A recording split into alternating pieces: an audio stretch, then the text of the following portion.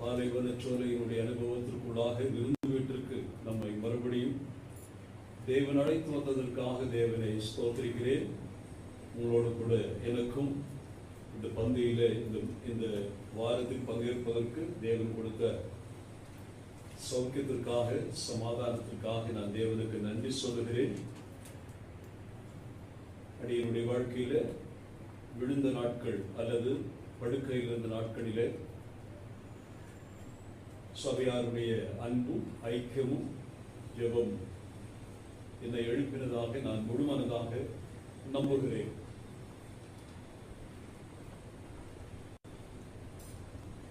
நான் படுக்கையில் இருந்த பொழுது பல காரியங்கள் மனதிலே வந்தது. தேவன் நம் மத்தியிலே ஒருவரை விழச் செய்யும் பொழுது, நல்ல சமாரியன் கதையிலே கள்ளர்கள் கையில் அகப்பட்ட ஒரு மனிதனை குறித்து வாசி. அவன் எருசலேமில் இருந்து ஏறத்தாழ 17 கிலோமீட்டர் மைல் தொலைவில் இருக்கக்கூடிய எரிகோவுக்கு போகிறார். அது ஒரு இறக்க பாதை, டிசென்ட். 3300 அடிகள் மேலே இருக்கக்கூடிய எருசலேம் என்று 3300 அடிகள் கீழே இருக்கக்கூடிய எரிகோவுக்கு போகிறார். அந்த பாதையை குறித்து சொல்லப்படுகிறது, அது ஒரு கரடு முரடான பாதை, மிகவும் ஆபத்தான பாதை. பயணப்பாதையில் பல விபத்துகள் நேரலாம். அதே சமயத்தில் அதிகமான கள்ளர்களும் இருக்கக்கூடிய, திருடர்கள் இருக்கக்கூடிய பாதை. ஆண்டவர் சொன்ன உண்மையை சொல்லுகிறேன். அந்த உண்மையிலே அந்த மனிதன் அவன் செய்த பாவமா அல்லது அவன் பெற்றோர்கள் செய்த பாவமா நமக்கு தெரியல. அவன் கள்ளர்கள் கைகளில் அகப்பட்டார், கீழே விழுந்தார். இப்பொழுது வஸ்திரம் இல்லை, அவனுடைய உடைமைகள் எல்லாம் பறிக்கப்பட்டது. கடைசியாக அவனை அடிக்கிறார்கள். ஏன் அடித்தார்கள்? அவன் மறுபடியும் உயிர் பிழைக்க கூடாது என்பதற்காக. யார் அவனை திருடினார்கள், யார் அவனுக்கு துரோகம் செய்தார்கள் என்று யாருக்கும் சொல்லக்கூடாதபடிக்கு தடயங்களை அழிப்பதற்காக சாகும்படி விட்டு சென்றதாக ஆண்டவர் சொன்னார். நான் அதை கதை சொல்வதற்காக சொல்லல. ஒருவன் நம்மத்திலே விழுந்தால் நம்முடைய ஆன்மீக தரம் அங்கே வெளிப்படுகிறது. விழுந்தவனை பார்க்கும் பொழுது ஒரு சிலர் சொல்வார்கள், இவனுக்கு வேண்டும் வேண்டும், இவன் செய்த பாவத்தினாலே தண்டிக்கப்படுகிறான். அப்படி சொல்லுகிறவர்கள் கள்ளர்களை விட, திருடர்களை விட கேவலமானவர்கள். ஒருவன் விழுந்தால் அவருடைய வீழ்ச்சியிலே அல்லது வீழ்ச்சியிலே பரிதாபம் கொள்ள வேண்டியவர்கள், அவனை எழுப்ப வேண்டியவர்கள் நின்று குறை சொல்லிக் கொண்டிருப்பது மிக கேவலமான. நமக்கு அப்படி இல்லை என்று நம்புகிறேன். உண்மையாகவே விழுபவர்களோடு பரிதாபம் காட்டுகிறேன். இரண்டாவதாக ஆண்டவர் சொன்னார், ஒரு ஆசாரியன் வருகிறார். இதெல்லாம் நமக்கு தெரிந்த கதை. ஆனால் ஒருவன் விழுந்து கிடக்கும் பொழுது மட்டும்தான் ஆசாரிய ஊழியம் செய்யக்கூடிய அந்த பரிசுத்தவானுடைய உண்மை சுபாவம் விளங்குகிறது. நீ எப்படிப்பட்ட ஆசாரியன் என்பதை எப்ப தெரியுமா?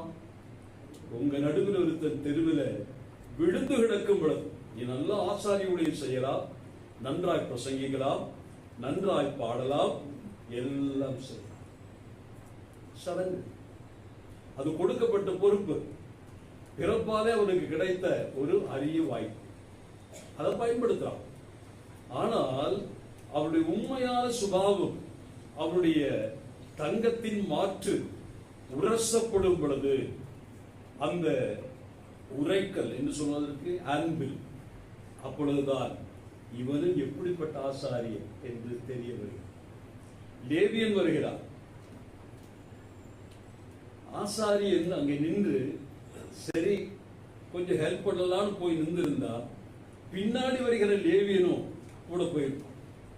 ஆனா ஆசாரியனுடைய பாதையை லேவியன் தெரிந்து கொள்கிறார். லேவியன் யார்? ஆசாரியனுக்கு எடுபடி வேலை செய்யறவன். அப்ப என்ன செய்யறான்? ஆசாரியன் போயிட்டான், ஆனா அவனும் அதை பார்த்தான். லேவியன் என்ன செய்கிறார்? கண்டும் கடந்து போகிறார். இப்ப ரெண்டு பேருடைய சுபாவம் எப்ப தெரிஞ்சிச்சு? ஒருவன் நன்றாய் இருக்கும் பொழுது, வாழ்ந்திருக்கும் பொழுது, நம்முடைய ஆன்மீக தரம் ஒருபோதும் விளங்காது. நான் புரிஞ்சுவிட்ட விதத்தை சொல்கிறேன். விழுந்து கிடக்கிற எண்ணெய் எப்படி நீங்கள் அணுகுகிறீர்கள், எப்படி நீங்கள் நடத்திக் கொள்கிறீர்கள் என்பதை வைத்துக் கொண்டு உங்களுடைய தரத்தை ஆண்டவர் உங்களுக்கு சொல்லிக் கொடுக்கிறார். இது என்னுடைய வியாதி படுக்கையிலிருந்தனால் நான் சொல்லல.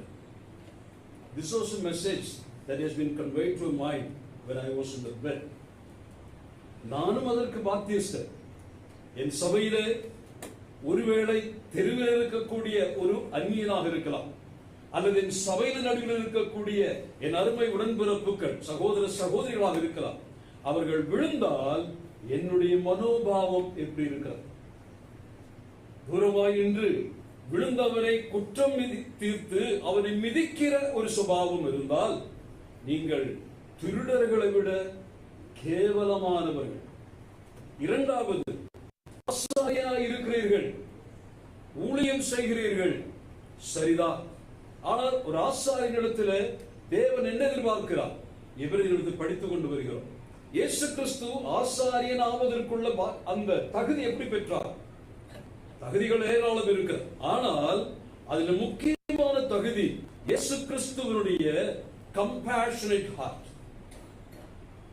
Why he was appointed as the chief priest in order or in accordance with the Melchizedek, not because of his birthright, it's because of his heart.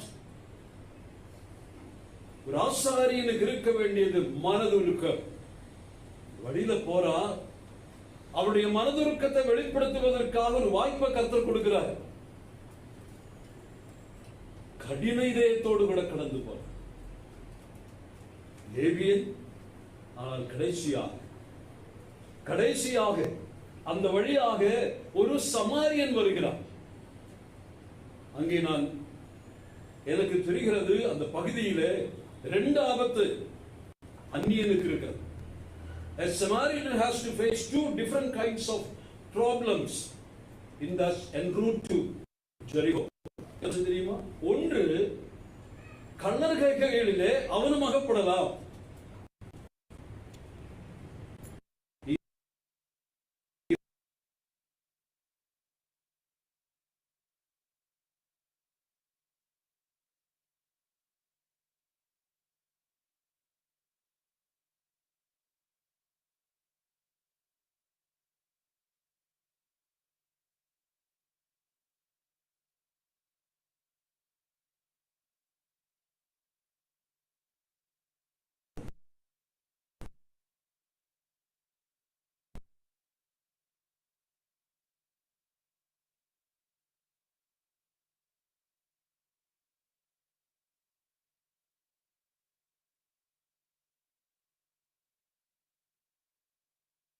சாமி நல்ல சமாரியன், அதனால ஏசாமி மாதிரி வாழ அப்படி சொல்லல.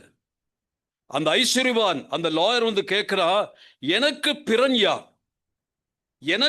யார்? Who is my neighbor? Order கதை சொன்னாரு. சொல்லிட்டு என்ன கேள்வி கேட்டாரு? எனக்கு பிறன் யார் என்று கேட்டவனுக்கு ஆண்டு பதில் என்ன சொல்றாரு தெரியுமா? இவர்களில் யாருக்கு அந்த சமாரியன் பிறனாயிருந்தார்? It's not the question of asking who is my neighbor, rather ask for whom I am the neighbor. யாருக்கு நான் நண்பனாயிருக்கிறேன், யாருக்கு நான் சமாரியனாயிருக்கிறேன், யாருக்கு நான் உதவி செய்ய போகிறேன். எனக்கு உதவி செய்கிறவர்கள் யார் என்றல்ல, நான் யாருக்கு உதவி செய்ய வேண்டும், நீ அப்படி போய் செய்யன்னு சொன்னார். இன்றைக்கு இது ஒரு சின்ன மெசேஜாக என் உள்ளத்தில் வந்தனாலே சொல்லுகிறேன். சங்கீதத்திலே 12ஆம் சங்கீதத்தின் முதல் வசனம் எல்லாருக்கும் தெரியும் நினைக்கிறேன். அந்த வசனத்தில் இப்படி வாசிக்கிறோம், கர்த்தாவே ரட்சியும், கர்த்தாவே ரட்சியும், கர்த்தாவே. பக்தியுள்ளவன் அற்று போகிறான், உண்மையுள்ளவர்கள் மனுபுத்திரரில். அந்த சங்கடத்தோடு தான் நிற்கிறேன், அந்த சங்கடத்தோடு தான் நிற்கிறேன்.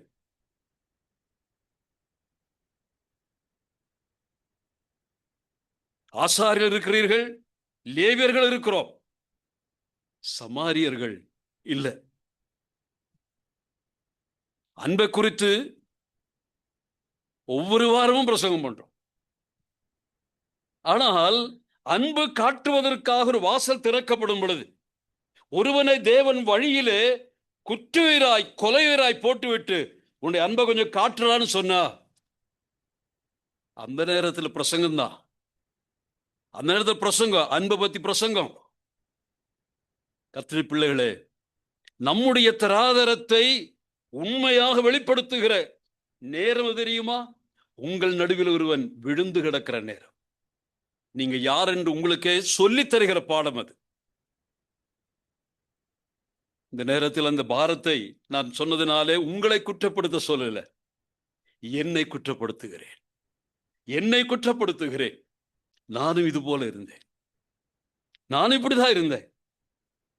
அவன் விழுந்தா அவனுடையது, எனக்கு என்ன?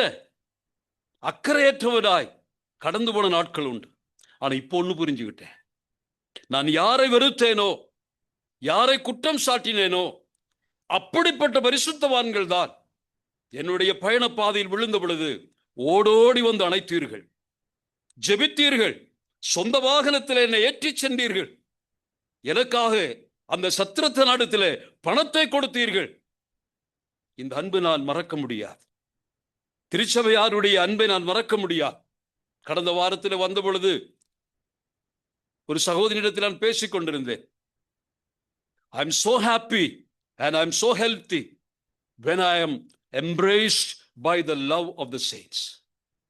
பரிசுத்தவான்களுடைய அன்பினால் அணைக்கப்படும் பொழுது I feel okay, I feel happy and healthy.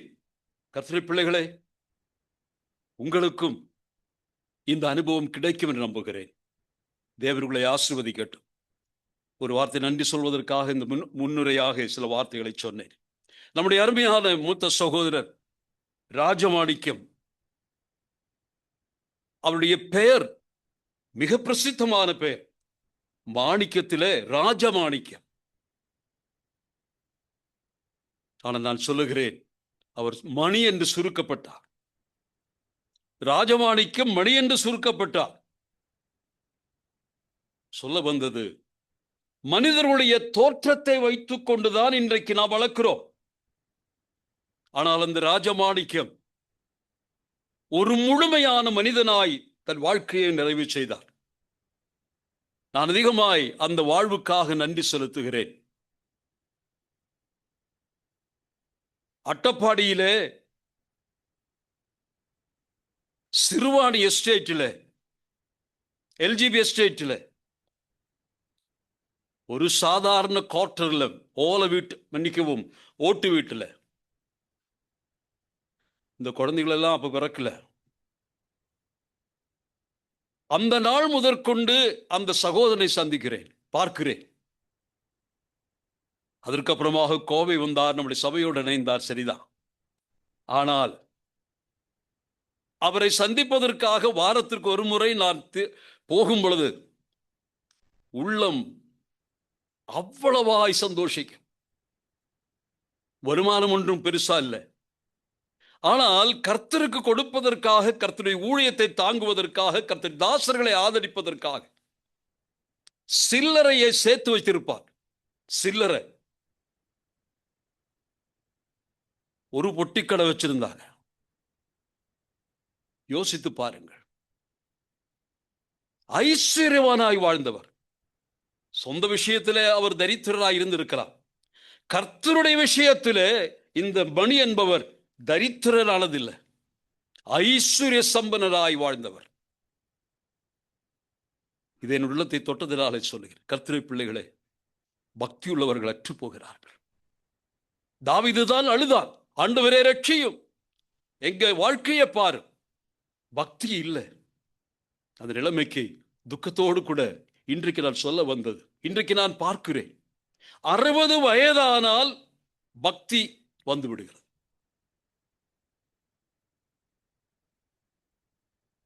அது பக்தி அல்ல.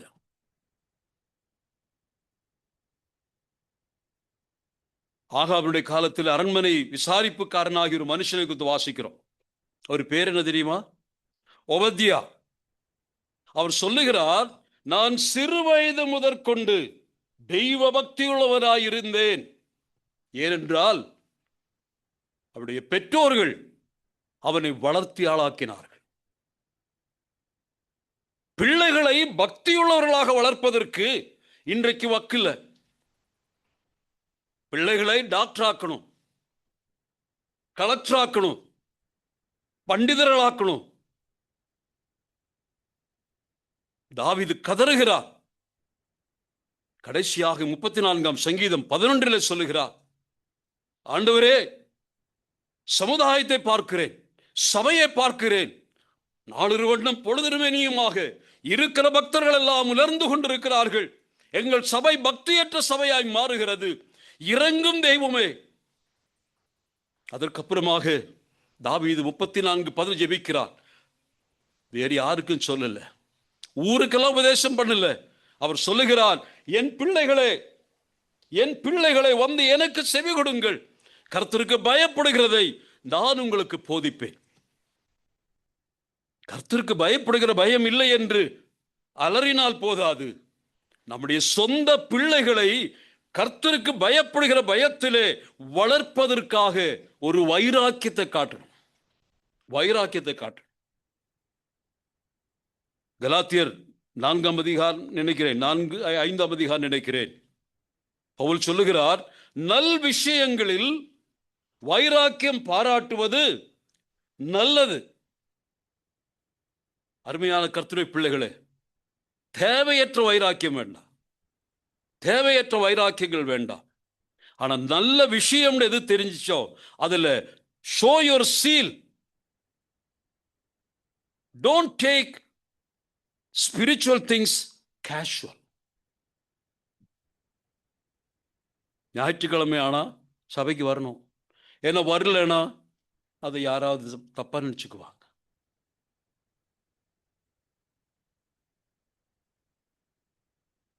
வருத்தத்தோடு சொல்லுகிறேன், சில விஷயங்கள் நம்முடைய சபைகளிலே வருத்தத்தோடு சொல்ல வேண்டியதாக இருக்கிறது.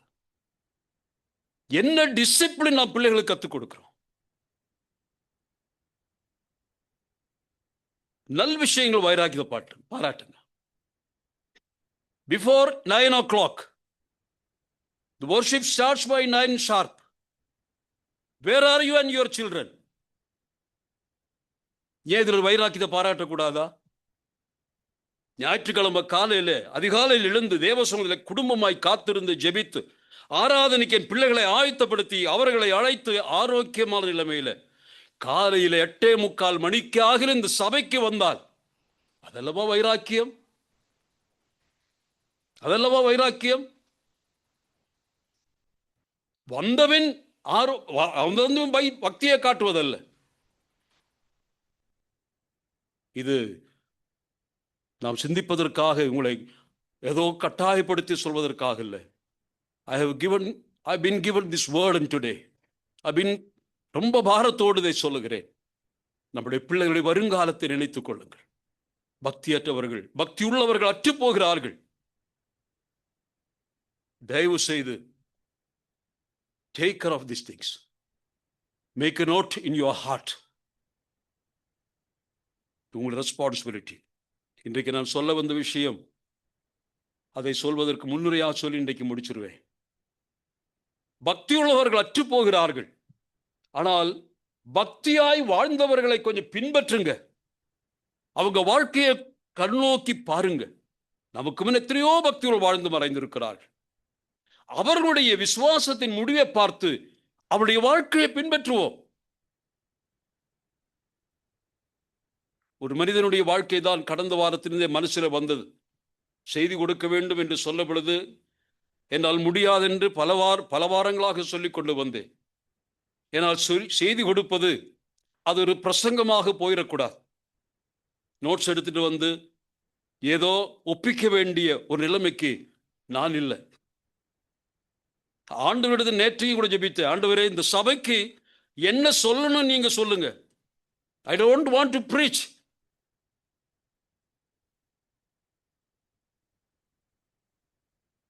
உம்முடைய சத்தத்தை கேட்க செய்யுங்க, நீங்க பேசுங்க, உம்முடைய வார்த்தைகளை அறிவிக்கும்படியாக இந்த பாத்திரத்தை தர்றேன். பிரசங்க வரம் இருக்கு எனக்கு, அதுக்காக நான் பிரசங்கம் பண்ண விரும்பல. பழைய ஏற்பாட்டிலே ஒரு மனிதன், தேவன் பழைய ஏற்பாட்டிலே 7 பேர்களை குறித்து என் தாசன் என்று சொல்லுகிறார். In the Old Testament book you can see 7 people whom the Lord calls my servant. யாரெல்லாம் நீங்க சொல்லலாம். முதலாவதாக காலவாரியாக சொன்னால் யோப். He was the first man to be called by God my servant, my servant. அதை போல தொடர்ந்து அடுத்த ஞாபகத்துக்கு வந்தால் சொல்லலாம் மோசே, தாவீது, யாக்கோபை போன்றவர்களை இஸ்ரவேல் மக்களுக்கு சொல்லுகிறார். கடைசியாக நேபுகாத் நேச்சரை கூட மை சர்வன் நேபுகாத் நேச்சர் என்று கர்த்தர் சொல்லுகிறார். புதிய ஏற்பாட்டுக்கு வரும் பொழுது தம்முடைய சொந்த குமாரனாக இயேசு கிறிஸ்துவை என் தாசன் என்று ஆண்டவர் சொல்லுகிறார். ஆகவே 7 தாசர்கள். இப்பொழுது நான் சொன்னது இன்னொரு மனுஷனை குறித்தும் ஆண்டவர் என்ன சொல்லுகிறார், என் தாசன் என்று சொல்லுகிறார். அவருடைய பேர் நான் சொல்றதுக்கு முன்னாடி அவருடைய பேரின் அர்த்தத்தை சொல்லுகிறேன், நீங்க அது கண்டுபிடிச்சிடலாம். அவருடைய பேரின் அர்த்தம் என்ன தெரியுமா? நாய். watchdog, Caleb, watchdog, God reared dog. தேவனுடைய வளர்ப்பு நாய். அவனுடைய பேர் என்ன? காலேப். அவங்க அப்பா பேரு யோசிக்கிறீங்க இல்லையா? நூனின் குமாரனாக யோசுவா, எஃபுன்னாவின் குமாரனாக. அது சொல்றது ஒரு பெருமை. என் தாசனாகிய யோபுன்னு சொன்னா அது என்ன இருக்கு? ஆண்டவருக்கு it's not a term of possessiveness. என் சொந்தக்காரன் என் என்று சொல்வதுனா அந்த எண்ணத்தில் அல்ல. God was so proud and glad to declare that this man is my servant. இவன் என் தாசன் தெரியுமா? மோசே இருந்தார். யோசுவா சொல்லுகிறார் என் தாசனாகிய மோசே. அங்கே சங்கடத்தோட சொன்னாரா சந்தோஷத்தோட சொன்னாரா?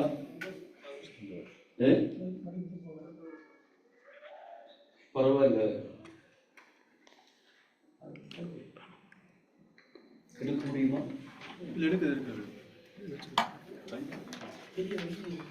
ஒருவேளை இது வெளிநாட்டுக்கு போக வேண்டாம், நமக்கு மட்டும்தான் செய்தி நினைக்கிறேன். ஓகே. காலேபினுடைய சிறப்பு. யோபு புத்தகம் 30ஆம் அதிகாரம் ஒன்றை கொஞ்சம் வாசிக்கலாமா? யோபின் புத்தகம் 31.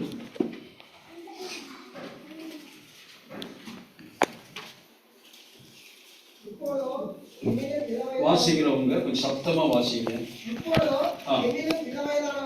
இப்பொழுதோ என்னிலும் இளவயதானவர்கள் என்னை பரியாசம் பண்ணுகிறார்கள். இவர்களுடைய பிதாக்களை நான் என் மந்தையை காக்கும் நாய்களோடு வைக்கவும் கூட வெட்கப்பட்டிருப்பேன். வேத புத்தகத்துல நாய்களை பத்தி சொன்ன ஒரே ஒரு நல்ல விஷயம் இங்க மட்டும்தான் இருக்கு.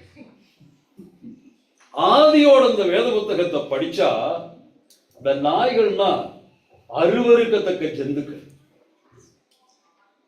இல்லையா? உபாகமத்திலிருந்து ஆரம்பிங்க. 23ஆம் அதிகாரம் 18ல நாய்களின் கூலிய தேவனுடைய ஆலயத்திற்கு கொண்டு வரக்கூடாது. நாய்களின் கூலின்னு நீங்க யோசிச்சிருக்கீங்களா? நாய்களை வித்த காசு நினைக்கிறீங்களா? அங்க சொல்லப்படுகிற நாய்கள் என்று சொல்லுகிறது தேவர் மேல் ப்ராஸ்டிடியூட்ஸ், ஆண் வேசிகள். பெண் வேசிகள் இருந்தது போல அந்த காலத்தில் ஆண் வேசிகள் இருந்தார்கள். அவர்கள் சம்பாதிக்கிற சம்பாத்தியத்தை எங்க கொண்டு வரக்கூடாது? தேவனுடைய ஆலயத்திற்கு கொடுக்க கூடாது. துன்மார்க்கமாக வாழ்ந்து கிடைக்கிற காசை கொண்டு போய் காணிக்க பையில போடுவதற்கு தடை விதிக்கப்படுகிறது. அந்த மாதிரி ஆளுங்களுக்கு என்ன பேர் கூப்பிட்டாங்க? நாயே. ஆண்டவர் அப்படிதான் கூப்பிடுவார், நாயன்னு தான் கூப்பிடுவார். இரண்டாவது நாயை பத்தி மத்தேயு 7:6 ஆண்டவர் சொல்றார். மத்தேயு 7:6 பரிசுத்தமானதை நாய்களுக்கு முன் என்ன செய்யக்கூடாது? போட்ட என்ன ஆகும்? அதுக்கு என்ன தெரியும்? பரிசுத்தமானது தெரியுமா? பிலிப்பியர் 3:2 நாய்களுக்கு எச்சரிக்கை ஆயிருங்கள், ஆகாத வேலையாட்களுக்கு வாசிக்கிறோம், பொல்லாத வேலையாட்கள் சுண்ணத்துக்காரர்களுக்கும் எச்சரிக்கை ஆயிருங்கள்.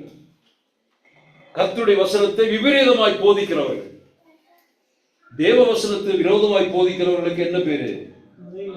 நாய்கள். 2:22 பேதுரு கூட நாயை பத்தி ரொம்ப அழகா சொல்றாரு நினைக்கிறாங்க, அசிங்கமா சொல்றாரு. அது என்ன செய்யுமா? நாய் தன் கக்கினதை நக்குமா. அப்ப நாயை பத்தி நல்லது யாரும் சொல்ல மாட்டாங்க. ஆனா யோபு சொல்லுகிறார், மந்தையை காக்கும் நாய்கள் இருக்கிறது. இந்த ஏற்கனவே சொன்னதுன்னும் இந்த மந்தையை காக்கிற நாய்க்கு கொடுத்தார். அதற்கு அதனுடைய சுபாவம் இருக்கு, இல்லைன்னு சொல்லல. ஆனா it has been trained to guard the sheep. அது அந்த எஜமானன் மேய்ப்பன் தன் ஆடுகளை பாதுகாப்பதற்காக வளர்த்த நாய். எதற்காக அந்த நாய் வளர்க்கப்படுகிறது? எச்சில போய் சாப்பிடுவதற்காக இல்லை, பரிசுத்தமானதை பார்த்தா அதை காலால் மிதிப்பதற்காக இல்லை, துன்மார்க்கமாக வாழ்ந்து காசை கொண்டு காணிக்கை பையில போடுறதுக்கும் அல்ல. மாறாக அது என்ன செய்யும்? எஜமானனை சேவிக்கும், எஜமானுடைய மந்தையை பாதுகாக்கும். யோபு சொல்லுகிறார், அந்த மாதிரி கூட இந்த பசங்களோட அப்பாவை நான் வைக்க வெட்கப்பட்ட காலம் உண்டு. இன்னைக்கு அவங்க உட்கார்ந்து என்ன கேவலப்படுத்துறாங்க. நான் அதை பத்தி சொல்லல. நாய் Caleb, he was the watchdog for God. தேவனுடைய மந்தையை பாதுகாப்பதற்காக தேவன் தெரிந்து கொண்டு வளர்த்து ஆளாக்கின ஒரு அற்புதமான நாய். நாயோட குணம் உங்களுக்கு நல்லா தெரியும், சொன்னது வேறு. ஆனா நீங்க எல்லாம் பெட் டாக்ஸ் வளர்த்தும் பொழுது நீங்க கேட்டா how much you cherish and love the dogs, இல்லையா? 3 காரியங்களை நான் நாயை பத்தி எனக்கு சொல்ல முடியும். It's all from my own experience. நானும் நாயை வளர்த்தி கடி வாங்கி இருக்கிறேன், அதையும் அடிச்சு வேதனைப்படுத்தி இருக்குது, எல்லாம் இருக்கு.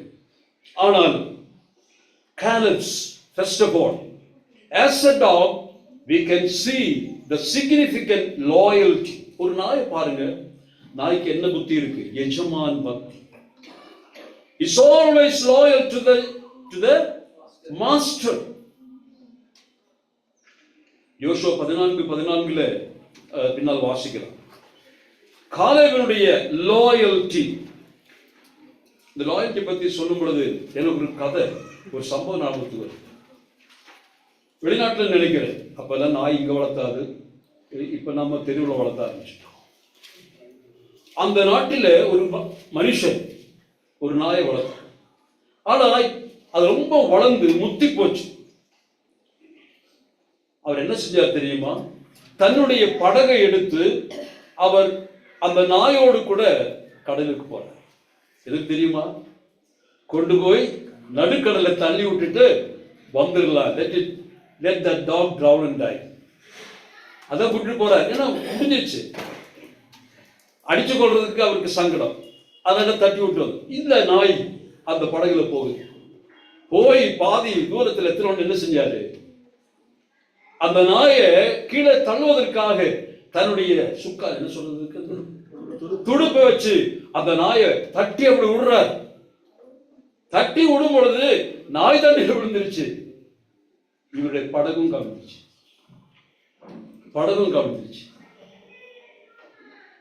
இவர் தத்தளிக்கிறார். அந்த நேரத்தில் கொல்ல கொண்டு போன அந்த நாய் எஜமானுடைய இந்த கோளரை பிடிச்சுக்கிட்டு அது கஷ்டப்பட்டு நீந்தி கரையில இந்த எஜமானுக்கு சேர்த்தார். எத்தனை அடி வாங்கி இருக்குமோ தெரியல.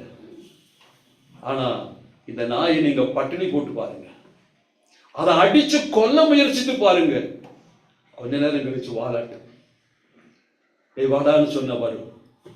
இதுதான் காலேபினுடைய தெய்வ பக்தி. He was so loyal to his master. அவருக்கும் பாடுகள் இருந்திருக்கலாம், பிரச்சனை இருந்திருக்கலாம், ஆனால் அற்று போகாத லாயல்டி, a consistent loyalty. ஆண்டவரிடத்தில் வைத்த அந்த லாயல்டி ஒருபோதும் குறையில. அதனால்தான் அவருக்கு நாயின்னு பேர் வச்சார். இந்த நாயோட சுபாவம் அவனுக்கு இருந்தது. இரண்டாவதாக காலேபினுடைய வாழ்க்கையில the intimacy, the closeness with his master. ஒரு நாயை நீங்க பாருங்க, நானும் நாய் வளர்த்தி இருக்கேன், எங்கிட்ட வாங்காத அடி இல்லை. ஏதாவது ஊருக்கு போய் ஊழியத்தை முடிச்சு திரும்பி வரும் பொழுது முந்தானத்துக்கு போகும்போது நட்டு வச்ச செடியை அதை கழுவி எங்கேயாவது தொலைச்சு வச்சிருக்கோம். வந்ததே கோபம், வந்த வேகத்துல சூட்கேஸ்ல போடுன்னு போட்டு தள்ளுறேன். எங்க மனைவி பிள்ளைங்களால வந்து அடி வேண்டாம் வேண்டாம் விட்டுருங்க. ஆனா என்ன பார்த்த தப்பு செஞ்சிருந்தா நான் அங்கிருந்து வர சத்தம் கேட்டா அந்த ட்ரெயின் பண்ணும்பொழுது வண்டியில நடந்தா வருவேன். எங்காவது மூணு பதிவு எனக்கு தெரியும், வந்த எஜமான அடிப்பாரு, அடி வாங்க. அதுக்கப்புறம் நான் குளிச்சு கொஞ்சம் மேல போய் உட்காந்து சேர்ல உட்காந்துட்டு அப்படியே பம்மி வரும். வந்து என் காலடி நக்கத்தோட வந்து படுத்துக்கும். It finds its rest and ease at the feet of the master. இந்த காலேப் அவன் எங்கே இளைப்பாறினான், எங்கே க்ளோசஸ், எங்கே இன்டிமசி with his master.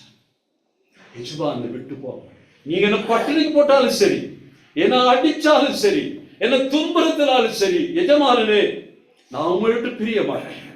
கிறிஸ்துவின் மேல் உள்ள அன்பினாலே தெய்வமே உம்மை விட்டு நான் பிரிய மாட்டேன். வியாகுலமோ பட்டினியோ நாசமோசமோ சாவோ எதுவாகட்டும், உயர்வோ தாழ்வோ எதுவாகட்டும், என் வாழ்க்கையில எதை அனுமதித்தாலும் ஆண்டவரே நான் அதை சகித்துக் கொள்வேன். காரணம் எனக்கு உண்மை தெரியும். நீ என்னை அடித்தாலும் அரவணைக்கிறவர், என்னை காயப்படுத்தினாலும் காயம் கட்டுகிறவர் நீர். உமக்கு உரிமை உண்டு, நான் உம்முடைய அடிமை, உம்முடைய நாய் கர்த்தாவே.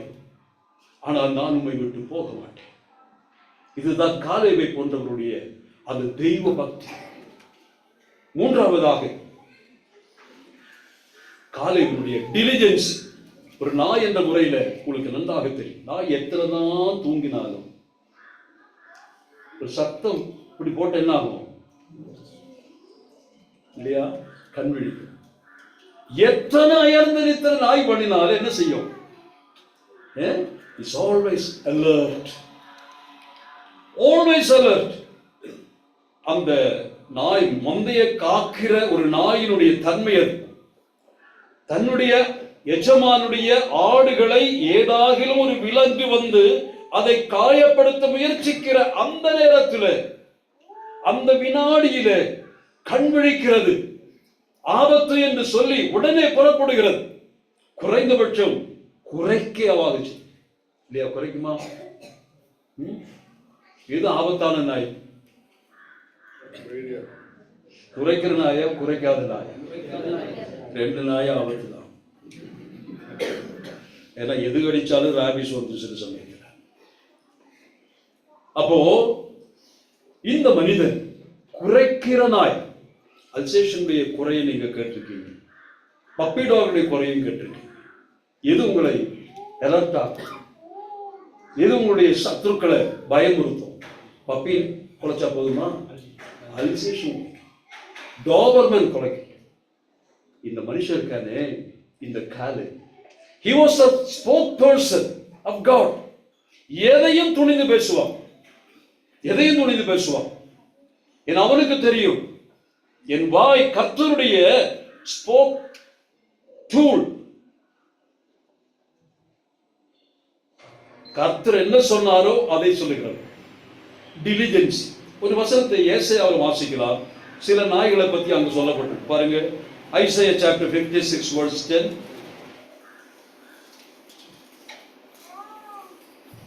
அவனுடைய காவல்காரர் எல்லாரும் ஒன்றும் அறியாத குருடர். அவர்கள் எல்லாரும் குலைக்க மாட்டாத ஊமையான நாய்கள். அவர்கள் எல்லாரும் என்ன செய்ய மாட்டாங்க? குலைக்க மாட்டாத. அப்படி நாய் இருக்கா? குலைக்க மாட்டாத நாய் இருக்குன்னு சொல்றாரு சுதனண்ணா. ஆனா நான் பார்த்ததில்லை. ஏன்னா எங்க தெருவில் வாக்கிங் போனா குறைக்காத நாயே இல்லை. உருமும் சில சமயத்தில் பயம் இருக்கும். அப்போ இங்க சொல்லுகிற இந்த மனிதர்கள் ஏசாயாவின் காலத்தில் வாழ்ந்த காவல் நாய்கள். யார் அவங்க? ஆசாரியர்கள், லேவியர்கள், தீர்க்கதரிசிகள், இவங்களை பத்தி தான் சொல்லுது. ஆனா பேச வேண்டிய நேரத்துல, சொல்ல வேண்டிய நேரத்துல, அதாவது குலைக்க வேண்டிய நேரத்துல, ஆபத்து வருகிறது என்று மக்களை எச்சரிக்க வேண்டிய நேரத்துல நல்ல தூக்கம், தூங்கிட்டு இருப்பார். ஆனா காலை எப்படிப்பட்டவராக இருந்தார்? Dogs are always vigilant even while they sleep. அதனால நான் சொல்ல வந்தது, இந்த காலைவை போல கொஞ்சம் மாறினா நல்லா இருக்கும். பக்தி உள்ளவர்களாக நாம் மாறுவோம். காலைவனுடைய முன்னுரை மட்டும் நான் சொல்லியிருக்கேன். காலைவ் யார் என்று கேட்டால் என்ன சொல்வீங்க? இப்போ கர்த்தருடைய காவல் நாய், watchdog. Are you a watchdog in the assembly of God? இந்த சபையில நீங்கள் யாராய் இருக்கிறீர்கள்? காலை வெறுந்து போயிட்டான், பக்தியுள்ள காலை கடந்து போயிட்டான். தாவீதை போன்றவர்கள் நாம் அழுவோம், ஆண்டவரே மறுபடியும் ஒரு காலேபை எங்களுக்கு தாங்க. எங்கள் சபைகள் காலேபுகளால் நிரம்பட்டும். எங்கள் சபைகள் இப்படிப்பட்ட உத்தமமும் உண்மையும் குலைக்கக்கூடியதுமான உண்மை நாய்களாக, இந்த மந்தையை பாதுகாக்கக்கூடிய காவல் நாய்களாக என்னை மாற்றும். இது கேட்ட அசிங்கமா இருக்கு. எப்ப நமக்கு என்ன பைத்தியம் முடிச்சிருச்சா? ஒரு அப்பா வைக்கிற பெயராது. கோபம் வரும்பொழுதுதான் டே நாயேன்னு கூப்பிடலாம். செல்லமா அப்படி கூப்பிட முடியுமா? என்ன சொல்லிருப்போம்? பாஸ்போர்ட்டுக்கு அப்ளை பண்ணா, ஏப்பா இந்த பேரு எங்க அப்பாவுக்கு அன்னைக்கு புத்தி சரி இதுதான் நினைக்கிறோம்ல. நான் சொல்லுகிறேன், it's the pre-plan of God. This man Caleb should be the watchdog for the assembly. ஆண்டவருடைய அநாதி தீர்மானத்தில் இந்த மனுஷன் தாய் கருவில் உருவாகும் முன்னமே தேவன் அவனை தனக்காக தெரிந்து கொண்டார். தேவனால் தெரிந்து கொள்ளப்பட்டார். வாழ்க்கை வரலாறுல பின்னாடி பாருங்க. இன்னைக்கு படிச்ச பாடம். என் உள்ளத்தில் அநேக பாடங்களை நான் சொல்லி கொட்டி விட்டேன். இப்ப எனக்கு ரொம்ப சந்தோஷம். என்ன சொல்ல வேண்டியது சொல்லிட்டா அவர் நல்ல நிம்மதியா தூங்கலாம். நேரத்துக்கெல்லாம் எனக்கு தூக்கமே இல்லை. 2-3 நாட்களா தூக்கம் இல்லை. ஏன்னா இதுதான் அலங்கார பிரசங்கங்களை கேட்டு புளிச்சு போச்சுங்க. பிரசங்கம் ஹெர்மட்டாலஜி படிச்சா, ஹெர்மட்டாலஜி தானே பிரசங்க கலை. நீங்க அதே பிரசங்க கலையை பின்பற்றுறாங்க. அது செய்யாதீங்க. ஆண்டவருக்கு பிரசங்க கலை தெரியாது. நம்முடைய ஆண்டவர் பிரசங்கம் பண்ண பிரசங்க கலையெல்லாம் இல்லை. என்ன சொல்லுவாங்க? வெட்டொன்னு துண்டு 2, ஒரே வெட்டில் 2 துண்டு. கர்த்தருடைய வசனம் இருபுறமும் கருக்குள்ளப்பட்டு, பிரியமானவர்களே, உள்ளத்தை காயப்படுத்தி இருந்தால் நான் கர்த்தருக்கு நன்றி செலுத்துகிறேன். அது என்னையும் காயப்படுத்தி இருக்கு. பிரசங்கம் பண்ணுகிற என்னை காயப்படுத்தி இருக்கு. ஆனா என் ஆண்டவர் நம்மோடு பேசி இருக்கிறார். ஒரு காலையை உருவாக்குவதற்கு பெற்றோர்களே இன்றைக்கு ஒப்புக் கொடுப்பீர்களா? உங்க பிள்ளை ஒரு காலையை மாற்றுவீர்களா? கர்த்தரின் மந்தையை பாதுகாக்க ஆள் இல்லை. இன்னைக்கு சின்னையும் சிதறையுமா இருக்கக்கூடிய மந்தை ஏசாமி கண்ணீர் விட்டு அழுதான். யூத சபை நடுவில் நின்று கொண்டு அவர் பார்த்தார். என்ன சொன்னார் தெரியுமா? என்ன சொன்னாரு? மந்தையை பார்த்து, எப்படி இருக்குது அந்த மந்தை? மேய்ப்பன் இல்லாத ஆடுகளை போல எப்படி இருந்தது? ஒண்ணுதானே? 2 வார்த்தையை சொல்றாரு இல்லையா?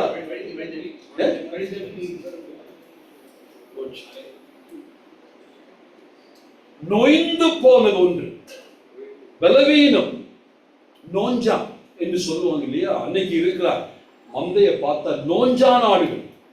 2 எப்படி இருக்கு? ஒண்ணு கொண்டு முட்டிக்கும். கொம்பு இருந்தா அது எதற்கு? ஹக்கு பண்றதுதான். இன்னைக்கெல்லாம் நமக்கு கொம்பு முளைச்சிச்சுன்னா குத்துறது நினைச்சுக்கிறோம். நான் சொல்றேன், கர்த்தர் உங்களுக்கு 2 கொம்பை கொடுத்தா குத்தாதீங்க. உயரத்தை கர்த்தர் மகிமைப்படுத்துங்க. அப்படி சிதறுண்டு போன ஆண்டவருக்கு வேறொரு கோபம் வருது. Was he angry with the sheep? என்ன வாசிக்கிறோம்? கண்டு மனதுருகினார். He was moved with passion, compassion. Are you man just like Jesus? திருவில கிடக்கட்டும், அவன் பாவி, அவனுக்கு ஆத்தும மீட்பு வேண்டும். வழியில போகும்போது எத்தனை பாவிகள் விழுந்து கிடக்கிறார்கள். Are you showing compassion like Jesus? இல்ல நம்ம சபையிலே விழுந்து கிடக்கக்கூடியவர். சமாரியர்களா மாறும், காலேபுகளா மாறுவோம். இந்த வார்த்தை மூலமாக என்னோடு கர்த்தர் பேசி, I want to be more adherent to the word of God. இனி வரும் நாட்களிலே நான் என்ன வாயில பேசுறேனோ அது வாழ்க்கையில காட்ட வேண்டும் என்று கருத்தாய் இருக்கிறேன். நல் விஷயங்களில் வைராக்கியம் பாராட்டுவோம். குறைந்தபட்ச அடுத்த வாரத்தில் 8:45 அல்லது 9:05 இருக்கும் பொழுது the assembly must be full. அப்படி நீங்க தாமதமா வந்தா இந்த சபை அசட்டை பண்ணு.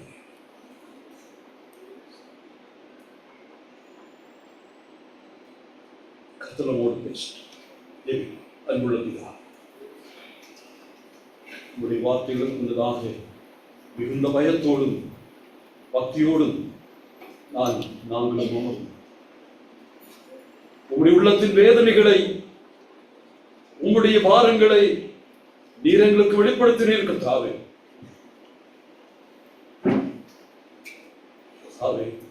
எங்களை சமாரியர்களாக மாற்று. அந்த பாதையிலே ஆபத்துண்டு, நெருக்கமான பாதை. ஒருவேளை சமாரியர்கள் அந்த பாதையில வந்தால் அவர்கள் கூட அங்கு கொல்லப்படுவார். அப்படி இருந்தும் ஒரு சமாரியன் பாதையில விழுந்து கிடக்கக்கூடியவனுக்காக பொறுப்படுத்தும் நேரத்தை எடுத்து he was spending his time, treasure and talent. Thank you Lord. எங்களுடைய ஆண்டவர் எவ்வளவு நல்ல சமாரியன்.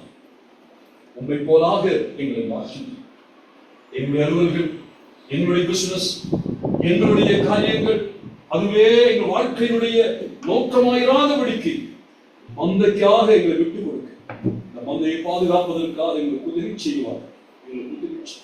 எங்களுக்கு உள்ளதெல்லாம் உங்களுடைய, அதை உமக்கு கொடுத்து உயிரை கொடுத்து அந்தவரே இந்த சபையை பாதுகாப்பதற்காக, சபையில் உமக்கு உத்தம சாட்சிகளாய் வாழ்வதற்கு அனுக்கிரகம் செய்கிறார். உயிர்ப்பியும் நாதா, வெற்றியும் நாதா, பக்தியுள்ளவற்றை போகிறார். எங்கள் பிள்ளைகளை ஆகிலும் பக்தியுள்ள சந்ததிகளாய் வளர்த்துவதற்கு பெற்றோர்களாக எங்களுக்கு உதவி